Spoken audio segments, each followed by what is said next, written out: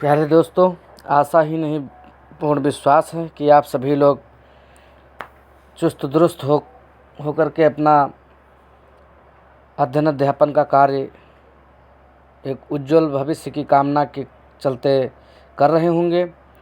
और जो विद्यार्थी नहीं कर रहे हैं वो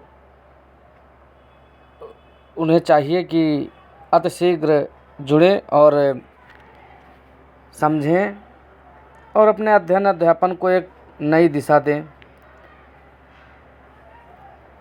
परीक्षाएं चाहे जो हों लेकिन कठिन होती हैं, लेकिन ये नहीं है कि उनसे हताश हुआ जाए।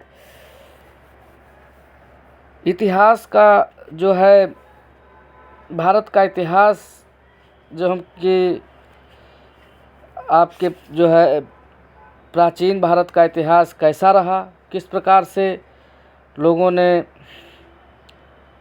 और आगे बढ़ा और आगे बढ़ करके इसमें जो है पिछले वीडियोज़ में हमने बताया था कि मध्य पाषाण युगीन संस्कृति के महत्वपूर्ण स्थल और उत्तर पाषाण काल और औजारों की उन्नति और किस प्रकार से मानव व्यतीत करता था। इसमें आज बताना चाहेंगे कि धातु काल का अर्थ क्या है और धातु काल क्या है। पाषाण काल के बाद धातु काल का आरंभ हुआ। कुछ विद्वानों का विचार है कि धातु काल के लोग पाषाण काल के लोगों से भिन्न थे और उत्तर पश्चिम के मार्गों से भारत में आए थे। अन्य विद्वानों के विचार में धातु काल के लोग उत्तर पाषाण काल के लोगों की ही संतान थे।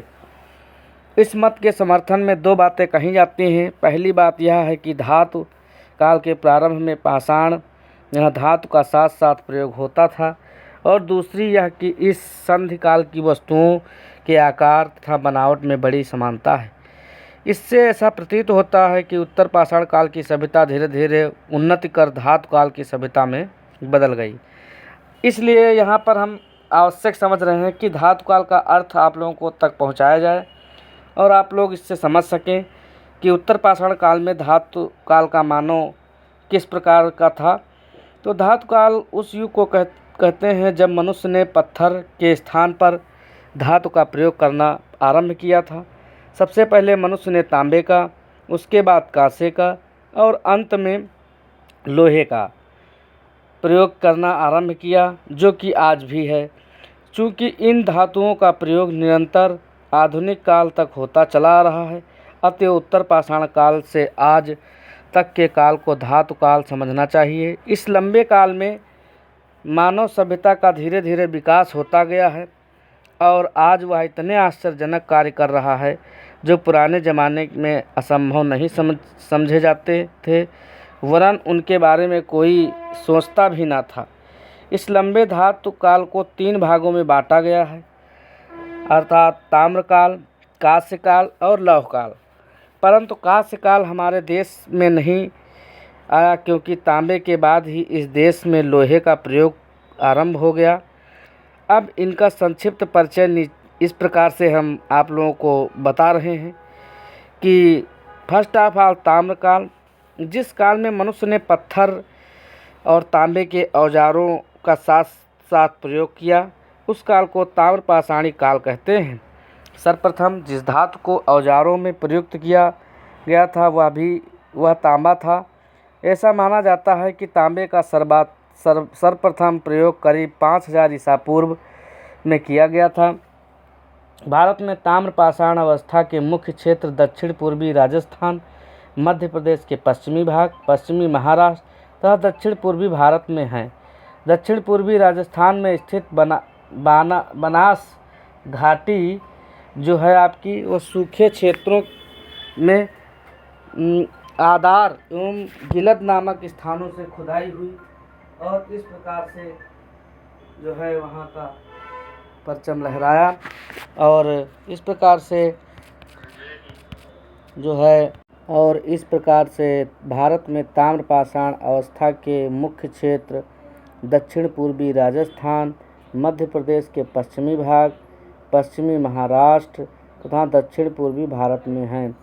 दक्षिण पूर्वी राजस्थान में स्थित बनास घाटी के सूखे क्षेत्रों में आधार एवं गिलुंद नामक स्थानों की खुदाई की गई।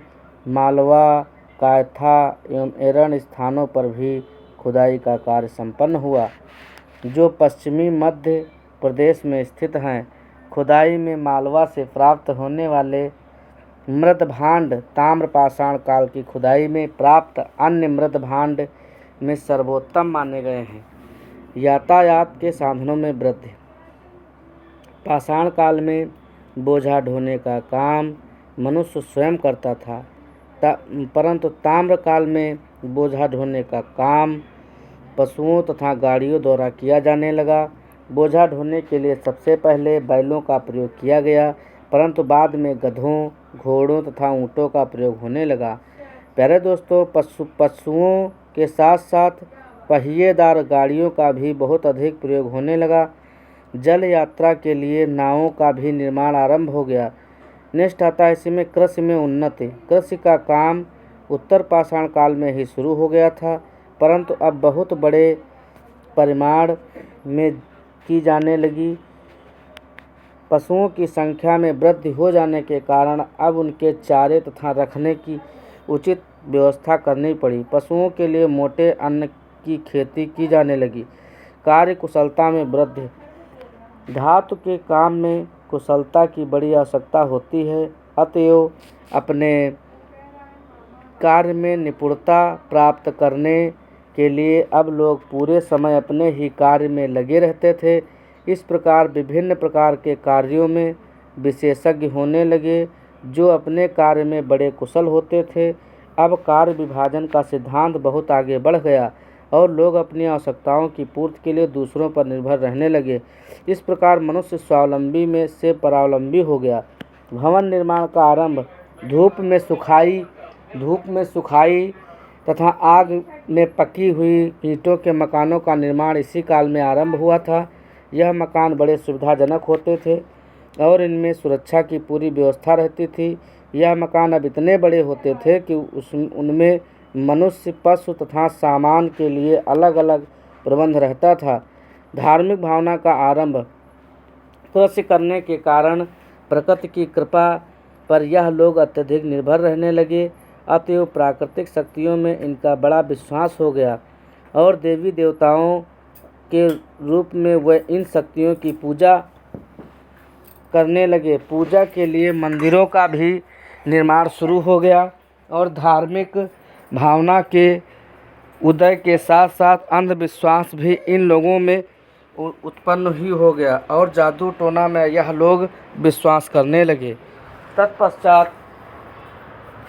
तत्पश्चात इसमें ताम्रपाषाणिक संस्कृतियाँ, जिनकी संस्कृति और काल इस प्रकार से हैं।